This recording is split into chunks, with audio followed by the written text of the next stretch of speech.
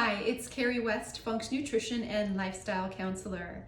Before you buy that expensive probiotic, you may want to tune in to today's video so you have the full picture. Today we're exploring the role of prebiotics, probiotics, as well as postbiotics in building a resilient microbiome and supporting your overall health.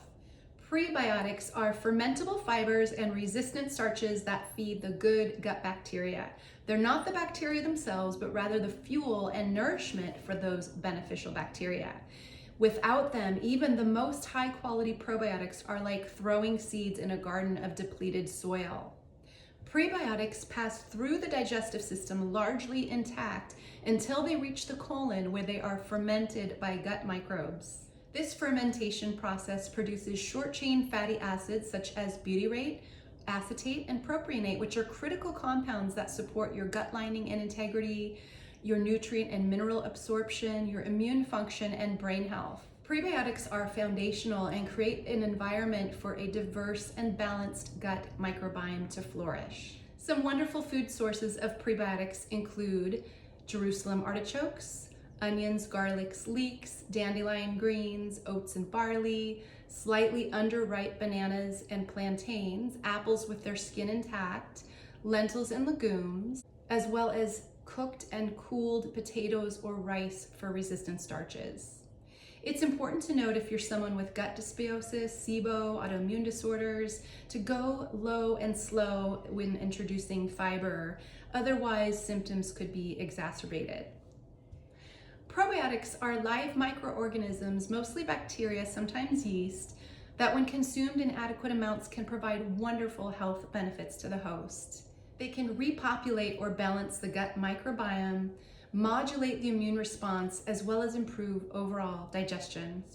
However, strain, specificity, context, and individual needs all matter. What may work for one person may not work for another, or even do harm. Rather than in isolation, they work best as a systems approach. In other words, before you plant the seeds, you must tend to the soil. Under the right circumstances, probiotics can offer microbial balance, restoring diversity after antibiotic use, illness, and long-standing inflammation. Additionally, probiotics can offer digestive support, aiding in the breakdown and absorption of nutrients and minerals, as well as in symptom release in cases of irritable bowel or recurrent infections. In addition to taking probiotic supplements, it's helpful to eat probiotic foods such as fermented vegetables like kimchi, sauerkraut, pickled beets, as well as full-fat, cultured, unsweetened yogurt, and uncooked miso. Again, probiotics should not be used universally and reflexively. There is context and nuance to consider. And finally, postbiotics are your metabolic byproducts or components of bacteria, such as your short-chain fatty acids, enzymes, peptides, and more. They are the result of fermentation, microbial metabolism, and bacterial communication, and rather than consuming them for the most part, we're encouraging their presence by eating prebiotic-rich foods, fermented foods, resistant starches, polyphenols, and healthy fats. So in essence, probiotic support is about encouraging the whole ecosystem and bringing about the synergy of all three. I hope this was helpful. Let me know if you have any questions in the feed, and have a wonderful day.